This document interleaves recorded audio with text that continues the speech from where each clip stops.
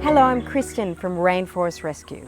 Today I'm on Lot 46, Cape Tribulation Road in the beautiful Daintree lowland rainforest.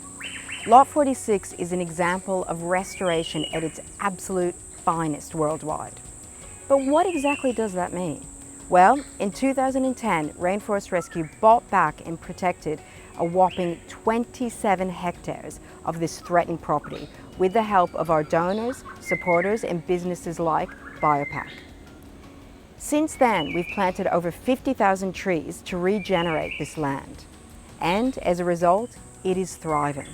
We've had the wildlife coming back in droves.